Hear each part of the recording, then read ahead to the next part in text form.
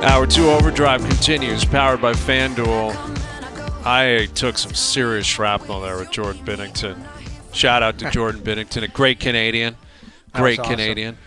That caught me off guard. Man. He hit me with a 1-2 Hayes is a fraud punch on the way out, and it stings. Mic drop. We're going to have to clip that, though. Because I didn't see it. Like, I was kind of adjusted my mic or whatever. I didn't see what he did. You said he said Hayes is a fraud and just hung up. Like, he didn't say goodbye. But not like forcefully, like very cool, calm, and collected. Like, all right, see you guys. Great chat with you. Hayes is a fraud. See you later. Like, all right, thanks, guys. Hayes is a fraud. See you later. Just chew on that one. Just chew on that one. Yeah, he hit me. Warren Fogle hit me back in the day. I think it was Warren that did that. I think there was a third guy that might have got me. You know what? Warren Fogle, when he was playing for Carolina, I was walking by. He came and stopped me, and he's like, yeah, I know the show and all of that. A few times I've had guys stop me and go, Hayes is a fraud, which is hilarious. Which is absurd when NHL we're in the players. National Hockey League. A police officer remember I was telling you I've had some stuff going on. He said that to me the other day. He's like, Hayes is a fraud. I'm like, love that guy. Thanks, man. Dude, it's an icebreaker. It is a testament to people knowing the show and watching the show. Yeah. And I'm a fraud. O's the handshake guy. Noodles, we got to come up with something very specific. Wow. For what you're known for. There's too many weird things about Too many weird things as a goaltender. Look at this guy. This is the handshake guy. This guy admits. He sends in a tweet, says, by the way, I'm the handshake guy. Yeah, that was Brad, I think was his name, and he was up there. That's in Blue Mountain. So they've got video evidence of him, you with a glove on and him with his glove off. Him taking his glove off. And I think I hit him with the glove on handshake, and then we did the whole picture. And I love some of the outfits up there on skiers and snowboarders. Dude, it's just retro, like just happening stuff out there. Very man. happening stuff. It's not just I need stuff to go skiing. They want to present a vibe. Big time. Like a guy in jeans, like any throw. Remember you did Tough Mudder? There was a guy in jean shorts or whatever. I'll never forget that. Tough Mudder, the guy was smoking in jeans running up the mountain. No, jean shorts. No, I think it was jeans. You were just in jeans. Dude, a guy did a Tough Mudder in a Wrangler orange tab? Yes, that's what I'm telling you. Yeah. And finished like well before I finished, which was adding insult to injury. Yeah. But my God. Yeah, it's a wild scene up there, man. Because you get the convergence. Like, because I got young kids, so we're a lot of times we're doing the magic carpet and we're in the bunny hills, and that's where a lot of people that are learning to ski and snowboard are. And you just see some wild, wild stuff. You know, you get the guy who decked out in $5,000 gear that has no idea what he's doing, taking people out on his way down the hill. Dude, it's a great night out. Like the night skiing, there's some guys play men's league hockey, beer league hockey. I got buddies that, like, on Thursday nights, they go rip down the hill 10 times and then they go hammer beers after. It's a great après ski is a beautiful thing, man. Beautiful it really thing. is. All right, Ray's coming up here in a moment. Alex Ovechkin with a hat trick yesterday. He's 12 goals back of Gretzky, 13 away from breaking the record. Man, oh man. It is astonishing what he's doing. And hasn't he gotten to the point where he goals this season, I think, hasn't he? He's got to do it this year, doesn't he? I think he does, too. I think he has to. It would be awful if he was too short, and then we go into next season, and it's like it happens on October 18th. Like, it just, to me, that this gets done in like the last couple games of the season, and the league celebrates it. Yeah, the chase is on, man. Like, it's been on all year, but this guy, putting the record aside, like, I credit Matt Cause was talking about this by the end of his show. Him and Owen were going back and forth. Like, put the record aside, because I feel like we're so hyper-focused on that. This guy is playing like he's 25 years old. I know, like, he's 39. He's 39. You know, like, you talk about old school guys and how they look and all that kind of stuff. He is not a chiseled, Tom Brady in his prime kind of build. And the guy is going out there. He's got more than a point a game. He's got 29 goals on the season. His like pace, if he didn't get injured and break his leg or whatever it was that he injured, this guy could end up with 55 goals this year, 95 points. It's crazy. Like, it's one of the you think he would look like? You know how you look at an seasons. NHL alumni guy out there, where he's got basically a boiler hanging out, and it's like can't skate that well. That's not close to him, dude. No, he's too like I have people that play in Washington that I know and coaching staff and that, but like they rave about this guy. Like, I think he's 240 right now, maybe a little bit more as far as the weight. Like, he's a big guy. He's got gray hair, gray kind of hay. Beard, gray hair. Hay for hair. It's like all over the place. Every road trip, and Ray knows this, he grabs a Subway sandwich with extra hot sauce and a bag. He gets chips. Yeah. Like, he doesn't say no thanks, and he wants the chips. Wants them in the plastic bag. The transparent bag that you can see. And if he leaves with the bag and the chips aren't in it, he probably brings it up saying, don't even think about not putting chips in that. You know what? You know who I am. You know who I am. Get those chips in there. And you're right about the hair, though. I want to see him break Gretzky and go Jim Benning with his hair. Just jet black. Wouldn't that be phenomenal? Dude, if he grows it out and goes Jimmy Benning paint job, I'll pass out. I'll die. I can die a happy man. All right, here's Ray Ferraro, our ESPN hockey analyst, joining us here on the Maple Toyota Hotline. Do you support that move by Ovi? I do, but it's so good to come on and hear that nothing's changed. It's like riding a bike, buddy. It's the same thing every day.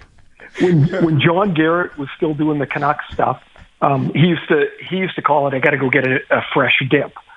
And so one game they're in Anaheim, and he left it in too long. And it was kind of like an orange sort of thing. And there was nowhere to go. Like, they had the game that night. And Cheech is just the best. So he just went on with it. And they could barely get through the open. They were all, it was impossible to miss. So if Ovi goes on there and for the anthem, pulls off the lid and it's like just polished and back and dragged back, that would be an amazing look.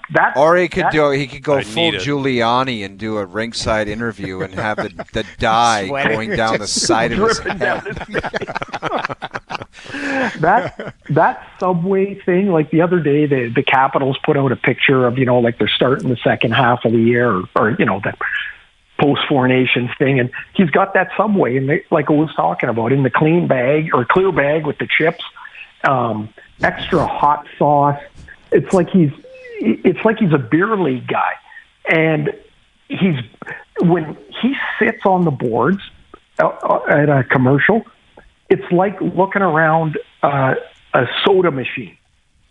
Like, he's so big, massive. And on the bench, his water bottles, right? They got the 8 on it that are different, and it's full of Coke. It's crazy. And he's going to be, in a short time, going to be the greatest, most prolific goal scorer in the history of the game. And I'm fascinated that, some guys, they're literally measuring food, and it's the temple. You got to feed the temple and all that. Braden Point is like Ovechkin. There's a gas station with a Subway in it, and it's on the way home, and he always gets his Subway there. I love that stuff. This guy's one of the best players in the league. Yeah. And, I guess I don't know what he gets there, but I'm assuming it's double cold cuts and all that stuff too, right? Well, and if you're Ovi, why would you change anything? Like, he's 39 years old. He's got 29 goals and 46 points in 41 games. It's one of the great late in your career seasons of all time. Like, forget the Gretzky pursuit, right? The guy is dominating on arguably the best team in the league. Like, it's incredible what he's doing. So on Saturday we had the game in Pittsburgh, and oh my gosh, that was a floor bit of a drop off, from Thursday night. Oh my gosh, it was the first drill.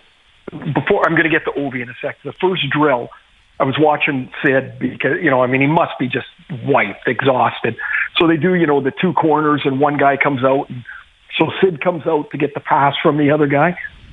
From the other corner, the guy rifles it into his feet, And I'm like, he must just be like, are you kidding me? I'm back at it already, right? Like, there's no more playing with Nate McKinnon here. But in that game, the Caps had a 4-minute power play. It was a 5-on-3 to a 5-on-4. Ovi stayed out the whole 4 minutes. He took 4 shots, plus he hit the goalpost, and he missed the net once. I thought, like, his arms were going to fall off. And he just stands there, and it's like, boom, and there goes another one, and boom, there goes another one. It's like he's a machine. It's really something to watch. And then they get a 4-on-4. Ovi's not on the ice. Like, Spencer Carberry's like, I'm going to give him the big minutes when he's going to be at his best. And they just, the Caps they're a really good team, man. They're really good. And Ovi, it's just really cool to still watch him score. Oh, it's incredible. Yeah, it really is. And it does feel like a formality now that he will pass Gretzky at some point. It's more about will he do it this year.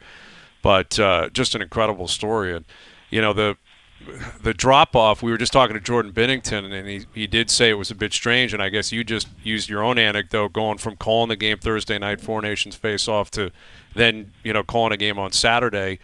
Are you still kind of coming down from Cloud 9 yourself? You were a part of the whole tournament, and you were there ice level for what was truly an incredible game on Thursday night. You know what, Brian? I don't know how those guys do it, because when I went to the game Saturday afternoon, I was exhausted. I'm just standing there and talking. They must be, those guys that played, those 40 guys that played, must be just totally wiped. Like to go and play, and these are important games and important points, but I'm sure their brain must be, you know, still a little bit behind. Like, how could it not be? And so for those of us that got to do this, it was so great. It was amazing. Darren Pang used this analogy. We were talking yesterday. He called it a pop-up Christmas store, the tournament. He said, you know, like when they put up at Christmas time, in the town center, they just put up like a pop-up Christmas village. Yep. And it's all the best things about Christmas, and then it goes away.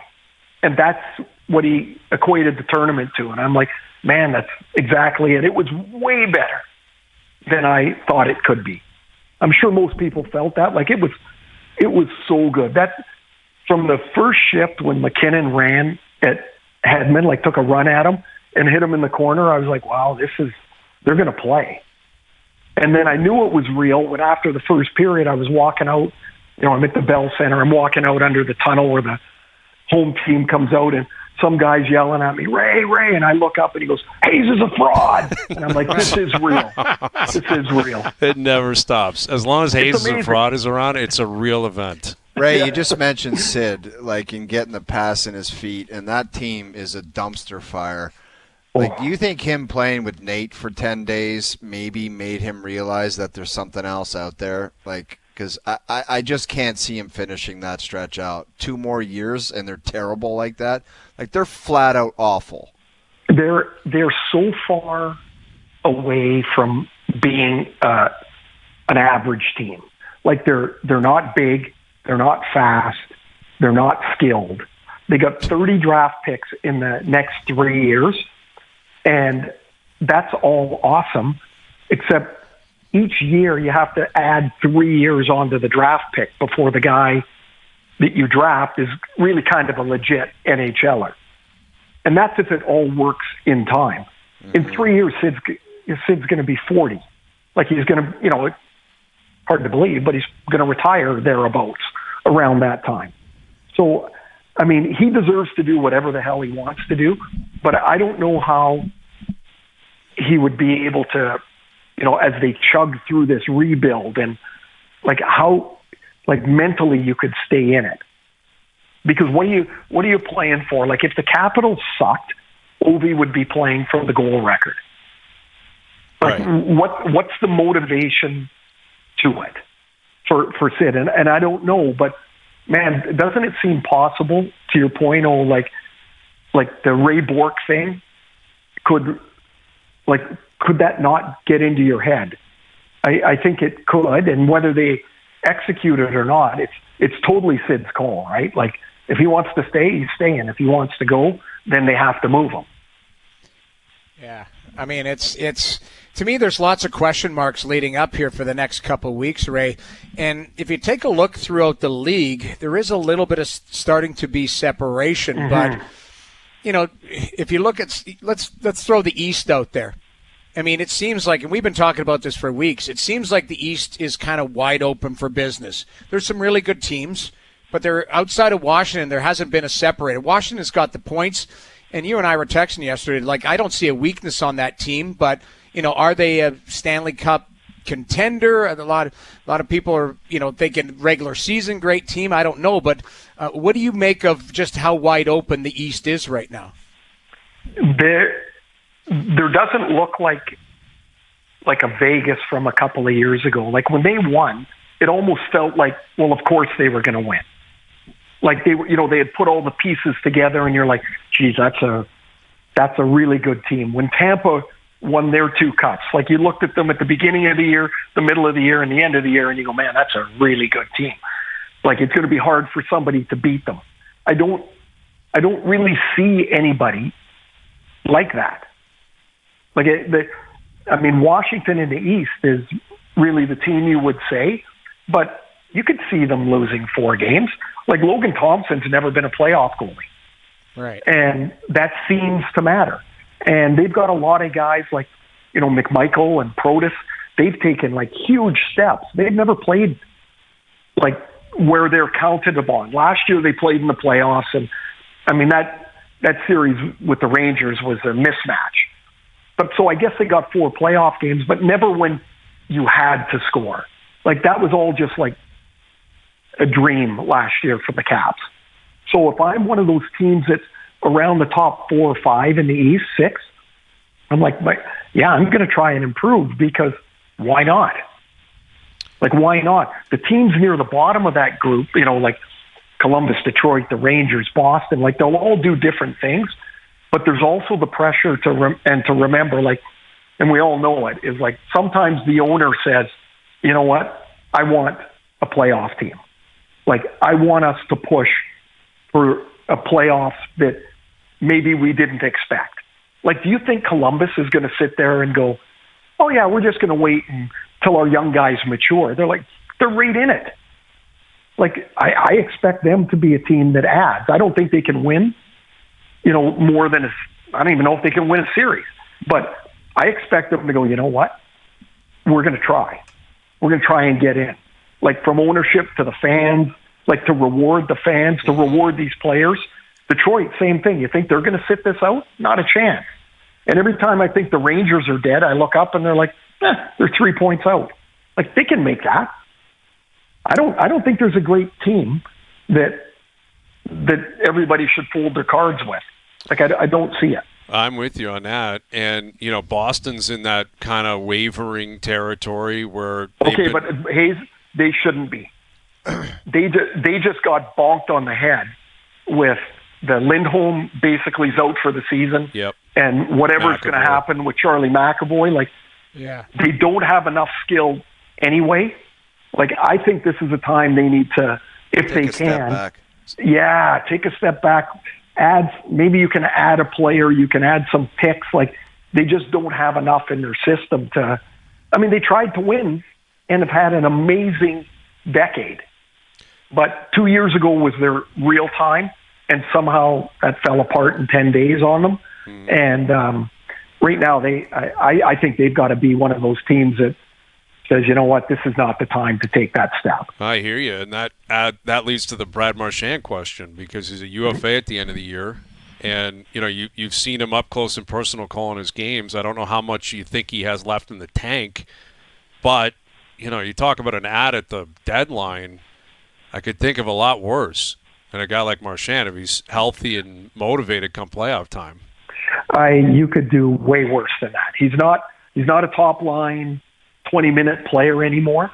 But if he's in a second role, like a second line, and he's playing 16 to 18 minutes in there, and he's playing on your power play, like, the guy can still play. Like, he can still play. But if you're another team, what are you giving up for an unrestricted 36-year-old player? Mm-hmm. Like, as much as that you can say for Bruins, oh yeah, they should reload and rebuild, and maybe they should trade Marchand. You're not getting a first round pick for him. You're not getting a prospect and a pick, I don't think. I mean, maybe the market will dictate that, but if I were a good team and I was a forward or so short, I would be calling Boston for sure. With Ray Ferraro. So we've talked about this past weekend where it was, the Leafs won both games. Edmonton got pumped twice. Vancouver lost 2 tight games.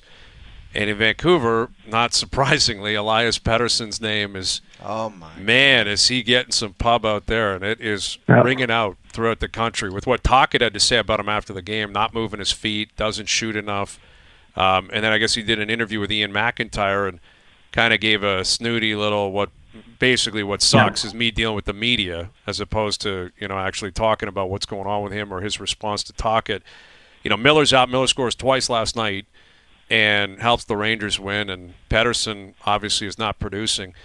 I couldn't think of an uglier scenario here, and JT Miller's out, yet they're still clinging to a playoff spot race. So, are you holding out hope Pettersson will snap out of it and get them into the playoffs, or is that ship sailed in terms of Pettersson's role in that happening? I thought last night he played his best game in since into January. Like, he set up a couple of really great chances early. He had a breakaway in the third period that he shot over the net when the game was 1-1. He had one other chance. I thought he played quite well. Then they pull the goalie. He's got the puck 30 feet in front of the net, and he double clutches and then passes it off to his right. And so that's the stuff they're talking about. And so as I'm watching, I had this, and you guys tell me, like, when you fell into a place where you weren't playing very good, if this ever happened to you, you almost can't figure out what the answer is. Like, you think you're doing the right things, but nothing happens. And the harder you try, the worse it gets. It's like, I don't know why he doesn't shoot the puck more, because he's got a great shot. I don't know why he's always looking for the next play instead of just delivering the puck to the net. Like, to me, it's like a golfer with the yips. It's like you just got to let it go. Like, just do it. And he can't quite get there right now. And if he doesn't, they're in big trouble. And he's so pissy, Ray. Like, he looks like he's so miserable every day. And I get it, we live in a world where somebody's might have something going on. But if you don't have any kind of jam and excitement and you're just like, the media, and you're just pissy and whiny, it's like you got no shot, man. None. Well, first of all, the media stuff, I will mention, there were 2 non-rights holders reporters there last night. It's not like you walk out and there's a scrum of 25 guys. Right. Right? Like this. And Ian McIntyre, I know Ian, you would be hard-pressed to find a more respectful, patient, legit, honest guy than Ian. Like, he's not in there stirring it up. He's in there to write his story, and he waited apparently for the camera to go away. So, because otherwise, I know why guys are careful, because, you do it on camera and they can take a clip, and that's not really the whole thing. Mm-hmm. But he waited till that went away. And, he said, it's more frustrating dealing with the media. You're not being pressed there. They're just asking. You got 2 points in 6 games in February. You haven't scored in 11 games. The team needs you. And so it's a really weird spot because he is a very good player. And I can't tell you what's happened, but what I can tell you is he looks like to me like he just can't quite figure out the answer. And it lends to you're just kind of out there. He needs to be dangerous. And, last night, like I said, I thought he was dangerous, but there's not been enough nights like that. With Ray Ferraro, and, again, getting back to Thursday night, obviously the reaction up here when Canada won in overtime was just immediate, and people were freaking out. And then, I'm sure every different fan base looked at it through their scope and said, okay, how do my guys factor into this? And from a Leaf perspective, very directly with the way Marner played, setting up the Bennett goal and then setting up the winner, and Matthews, for that matter, who I thought was phenomenal and had great chances in overtime, and then gets stuck out there off an icing and loses his man, and McDavid scores. And I'm curious from a Leaf perspective, because of their history, Ray, we've talked about it for a decade, Marner winning and the positivity that comes with that, Matthews losing again, and any inspiration that could come with that. Do you think they can draw off that? And if so, which force do you think would be more likely to help in the long term, the winning by Marner or another loss by Matthews? Well, I think the winning by Marner, and the reason I'll say that is when we talked to Mike Sullivan, we got to talk to him quite a bit, and he said, I asked him, I said, hey, of the guys, like, who's stood out for you? Like, maybe you didn't quite know them as well as you do now. And right away, it took him 0 seconds. And he said, Eichel and Matthews. And he said, those guys know how to win. He goes, they play their 200-foot game, their commitment to the winning style of hockey, the way they see the game, the way they play, their size. He couldn't have been more positive in his assessment. And so I think the tournament aside, I think there's a view of Matthews that might be different than what maybe some fans might think of because he lost coverage in front of the net.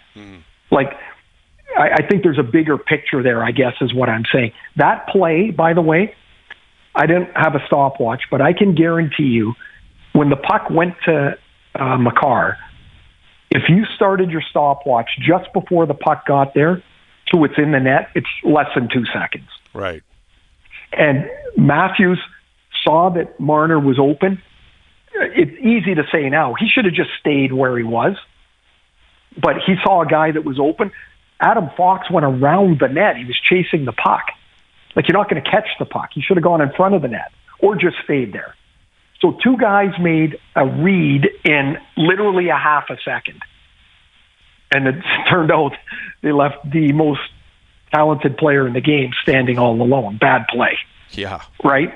But I don't think that takes away from his ability to play, as Sullivan called it, winning hockey. I think they probably, like, the Leafs probably benefited from that in the long run. Yeah, because it's amazing when you look at the numbers. It's a team sport. Matthews doesn't own them himself, but when you're as high of a profile of a player as he is, he's one of the best players in the world, makes more money than anybody in the league. Now he's 0-7 lifetime in must-win games, 0-6 with the Leafs, now 0-1 with the American team, 0-4 in that building, in 2018, 19, 2024, and 2025. It's incredible. It just, it's a kind of an astonishing resume, right? Considering how great he is and what you just told us about Mike Sullivan. We're like, this guy's a winner. He does everything right. So is you start to wonder if he's cursed, man. Yeah, exactly. Like, is that a loser mentality by Leaf fan? Well, he's cursed. I don't know. I don't know how to. It's a 1967 from Leaf fans. Yeah, right. Exactly. Like for all those years, it's got nothing to do with him, but now it does have to do with him. And we all have seen it. Like, like Ray Bork could never win the big one either, and then he won the big one. Like, he was a Hall of Fame player before they won the Stanley Cup. He's a Hall of Fame player after the Stanley Cup. But it changes the resume. Ovi had the same thing. Oh, yeah, he scores lots of goals. They never win. Well, then they won, and that's the only way to shut that down is to win. Yeah. Right? And so I look at them, and I'm like, I kind of don't think they're very far away from anybody else in the East. Like, can you look at that Leaf team and go, oh, man, they don't have a chance? I don't. I think they do. It would be nice to add if they could, but you're not going to add a better player than Matthews. Like, that's not happening. No. So you better hope that, they get good enough goaltending, their D hangs in there, that he scores a couple of big goals, that Marner plays. By the way, Marner was on the third line when that game started. it wasn't until halfway through the game that they moved him off. They flipped him and Stone because he was playing with Cirelli and Hagel. And so it's not like he played 22 minutes and dominated the game. I thought he was awesome in the third period. Marner, awesome. Yeah. And then, like it seemed to me that the one thing that was learned by, if they didn't know it, by all these players, is at that level of play, you can't trick the game. There's no time to slow the puck down, slow the play down. It's get it going forward. And if they didn't get it going forward, they got checked. And I thought later in the game, like, Marner had it. Like, it looked like he got it and he went straight. He didn't go side to side. There's no time. Mm-hmm. It was really something to watch. It was an incredible event. It really, really was. And, I guess we've got the Olympics next year, the World Cup's coming after that, so we don't have to worry about any more, 10-year gaps or 8-year gaps. Yeah. Best on best, which is ultimately a real positive. Yeah, it was long overdue for sure. How about the people that were watching it that had you had never heard of them watching hockey? Amazing. And they were just so into it. It was just so awesome. It was great. It was just a grand slam. Like, there's no other way to put it. It was great for the league. Oh, it was incredible. It was a great product. I think they stumbled into it. There's no way anybody thought this was going to happen. And then after those, the 3 fights on the Saturday night, it was like, are you kidding me? Everybody was into it. Even people that had never seen it before. It was cool. It was amazing. It was amazing to see. And now we got the stretch run. We're 10 days out or whatever from the trade deadline, and playoffs will be here before you know it. We'll do it all over again with that level of intensity. All right, Ray, we'll leave it there. Always appreciate you doing this. Thank you. Thanks, guys. And Hayes, thanks for the laugh. I know you weren't there, but thanks for the laugh. You got it, Hayes is a fraud. Crack me up like you read about. Appreciate it, as on always. The show today. Thank you, Ray. There's Ray Ferraro joining us here on the Maple Toyota Hotline. Count on Maple Toyota for the right winter tire package for your Toyota. Trade in your old tires, buy a new set, and get $40 back. Visit mapletoyota.com. Yeah, it's interesting. Mike Sullivan, talking about Eichel and Matthews and how he plays and what he's all about. And they're back in Boston tomorrow night. Leafs Bruins tomorrow night. And, man, there's a lot going on. Like, in terms of, we touched on Pettersson. This Mikko Rantanen story is kind of fascinating. Like, are they going to – how does Carolina just possibly trade him now? Yeah. Wow. Do you not want to know if he's going to re-sign there before you pull the trigger on that? So you dump Natchez, and I still understand that if you don't get something done, there's possibly some kind of trade that could be made. But I don't know. That just seems like amateur hour to me. But I think there's a lot of posturing. I think they put that out there because isn't it been leaked that they offered him a 9-figure contract. You think he cares if they trade him again?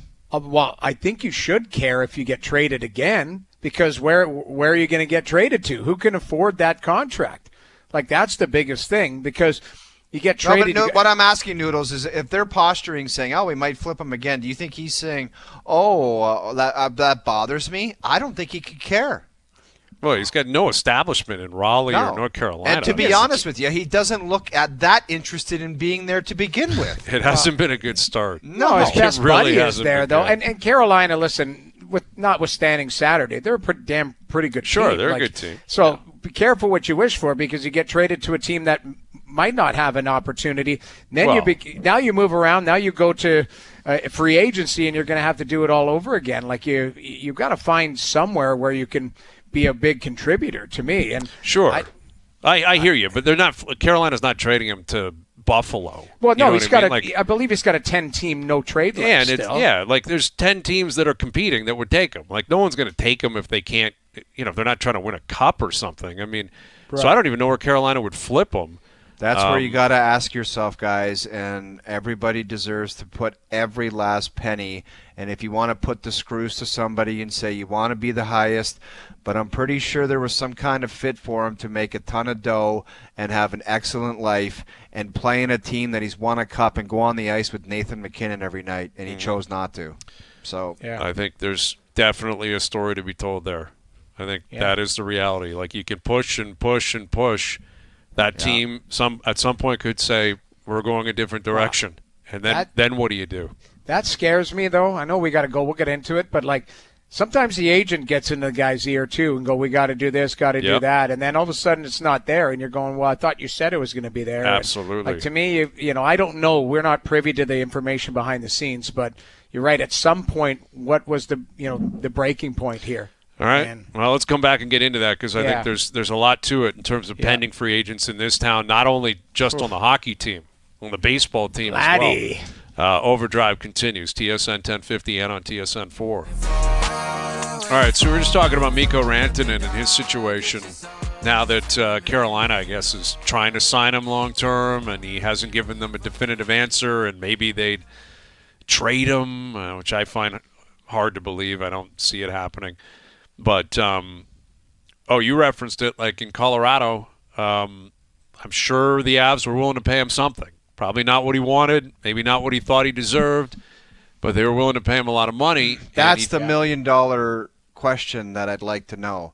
What was it that they were willing, to give him where he was still like, nah, that's not, like, was it 12 million? Was it 11? Because if his agent was like, we're going to try to put the screws to them and we want this and we want 14, like, I get it, over 8 years, that's $16 million, but you can't make it work $12 million a year playing with Nathan McKinnon or something. And I'd like to know the numbers before talking like that. Maybe they offered him 8.5 and 9, and he said, screw you guys, but Obviously. we don't know that. Yeah. But I don't think that they would be that stupid where they were like. No. And the other thing that Colorado would have to factor into is they probably going to have to pay the defenseman closer to 20 when he's up. And that is a part of it that I think Colorado in the back of their mind may have always thought this can't work. Yes. So right. we're going to lowball to an extent, and we're going to move in a different direction. Where I think you look at the parallels between the Marner scenario and the Guerrero scenario.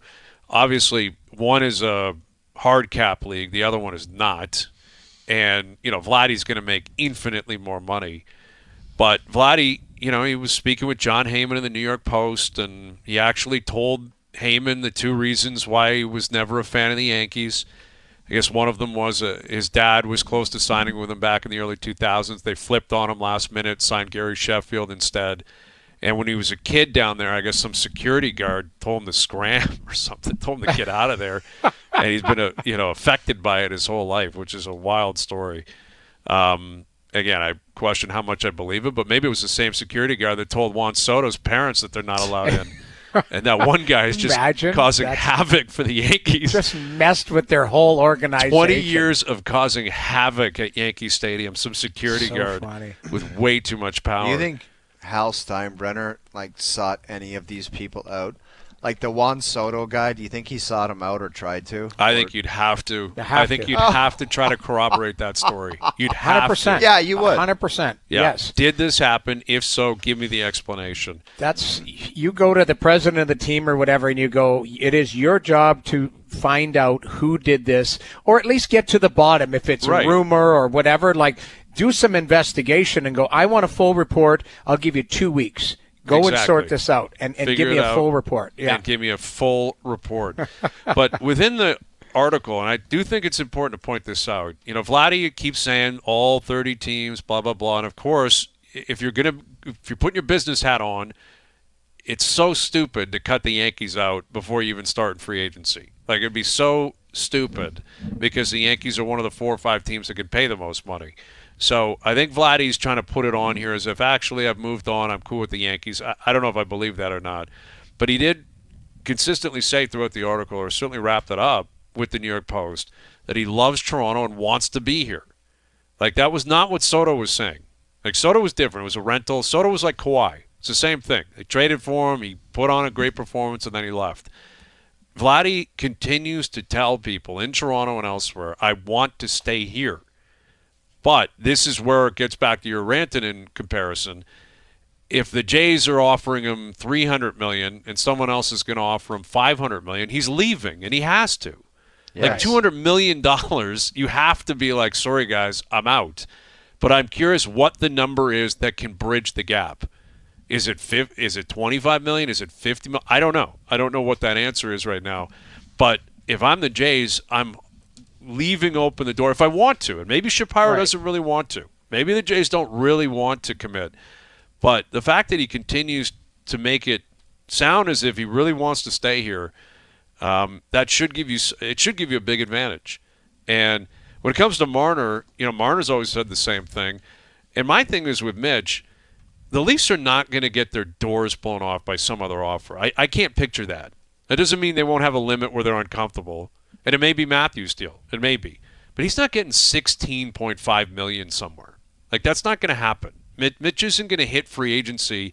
He should hit free agency. Just like we've talked about the last month, every player should experience it. Sure. He might have his doors blown off by some organization. But if he goes past July 1, that 8th year is gone. The Leafs can't give him. Right. If you go to July 1st, then everyone can only give you 7 years. So the Leafs can no longer give you that 8th year. You're right. But I just, you know what, with Marner, though, here's the thing, and this will be, we're going to talk about this ad nauseum. It's the scenario where if you can't get it done, you're using him as your own rental this year, and then you're using the cap space next year trying to replace the player that, that talent, right? So you're going to be like, oh, well, you got, we'll call it $12 million in cap space. Mitch is just, or 11, sorry, he's 10-9, right? Mm-hmm. So, but you're to be chasing Marner. That's the biggest thing. If you give in and gave him the 8 years, give in's the wrong word, but if you get it done, then you're bringing the band back and maybe Tavares, you move past. But it's asset management. Like, that's the biggest thing here. You could be losing a top-tier superstar player for zero, and that's what the Blue Jays are facing right now, and the Maple Leafs are facing that too. Regardless of whether we talk about it or not, that's the elephant in the room. Mitch Marner does not have a contract with the Toronto Maple Leafs next year. As of July 1st, Jamie, I tried to explain this a zillion times. If he does not resign and he goes somewhere else, you have allocated yourself $11.5 million plus to bring in a couple different players. I don't know who those players are, but you don't have to be you don't have to go by the Vegas Golden Knights. They were impatient, right? And but the one thing they said is, we're not going to fall in love with something that doesn't work. We're not just going to keep going to bat with it. And I truly respect that. I get that. To just watch something and say, you know what, we keep getting smoked in the first round, but God, we got to run it back. After how many years is enough of doing that? It's now. Trust me, it's now. Oh yeah, it was certainly I agree. Now or years in the rear view. So it's not about Mitch, the player. He's a great player. He's done great things for the Maple Leafs. He's one of the top players in the league. But it just so happens that he's the one that's contract is up, and nobody knows how long Matthews is going to be around. After this year, there's 3 years left on his deal, right? Yep. So you got 3 kicks at the can. Why not try to mix up the group? Yeah, I mean that. And yet it sounds like the Leafs, according to reports, would like to talk to him or Marner or get a deal done. Who knows? I mean, I don't know where it's all going to play out, but I do think it's being promoted as, in some ways, and this has always been the case here, that the Leafs would be desperate. You got to keep these guys, Like, when does it go the opposite way where it should be the player thinking, I don't want to lose this. Like, I don't want to risk free agency where the Leafs it could be a Kyle Dubas scenario. I'm going to wait and see. Actually, no, you're not. We're moving in a different direction. Thank you. Like, we would have signed you 3 months ago, but you want to wait? You can go ahead and wait and go somewhere else. We'll go sign other players. And then all of a sudden you're like, well, where am I going now? This was a bluff. Like, it doesn't mean the contract won't be there. Of course it will be. Mitch, Rantanen, they're going to get paid a fortune, and tons of teams are going to call on them and love to sign them. Yeah. But you can't wait forever. No. And if you really love it here, at some point, maybe like Rantanen, maybe call him and say, you think you should have called Sakic and said, let's just get a deal done? Or think you played it right? Or did you wait a little too long? That would be a great question to ask Rantanen if you had him in a candid moment. Like, if you could go back, would you have called Sakic yourself and just said, can we do something here? Because that's what you have to be completely aligned with, and I've always been with my agent, even working now. He understands what's going to happen for me before he goes, and he's not blowing a gasket saying he has this demand and that. We're aligned, and that's Right. That's it's it. your career, man. Yeah. That's the reality. That's what I keep going at, guys, is like sometimes the agent gets into your ear and go, that's not enough or this and that. And then, you get ahead of yourself and it's far gone. If you listen to Chris McFarland's comments, like talking about it, their biggest concern is Makar getting that one done. Right. So we'll talk about it when we get back. That's coming up, like you said. So CJ many will join us, times, Chris guys. Johnston coming up. I know so many situations where guys are offered 6 times 6, and they're like, no, I wanted 6.5 or 7, and they end up getting nothing. Right. So, PTOs 2 years from now. Exactly. Yeah. Overdrive continues. TSN 1050 and on TSN 4. All right, something to chew on brought to you by Boston Pizza, Canada's favorite sports bar. Enjoy $15 lunch at BP, where you get an entree, a side, and a drink, and you'll get it all in 20 minutes or less. A fast lunch doesn't have to be fast food. See for a $15 fast lunch at your local BP. Asking people online, getting ahead of ourselves. But if Vladdy leaves, worst case scenario, signs with the Yankees, signs with the Red Sox, signs with the Dodgers. And historically, I think it's Yankees. I think that would just sting so much that he goes to New York, stays in the division. But I'm inclined to say the Dodgers, too. Like the idea that they just keep sweeping everyone up. It's one goes of there, 4 you teams. know he's going to win. Let's be real. What's that? 4 teams. There's not many. Yeah, No. in terms of who's going to pay him that kind of money. The Mets you could throw in there. Yeah. The Jays should be one of them. Like there are other teams that have paid. Houston's paid big money for guys in the past. There've been times when Arizona's done it, Texas, but I think it's the Yankees. What about the Red Sox, though? Isn't it the one where he's liked all their posts? Yes, but then he liked the Yankee one, too, last week. Right, Noodles? Yeah, Don't forget that. You got to keep up with the Instagram liking. I know. And now he's talking to the New York Post, and, he doesn't want to be a distraction, Vladdy. Doesn't want to be a distraction. Sitting down doing interviews. Yeah. All right, final hour coming up. CJ will join us. Overdrive continues. TSN 1050 and on the TSN app.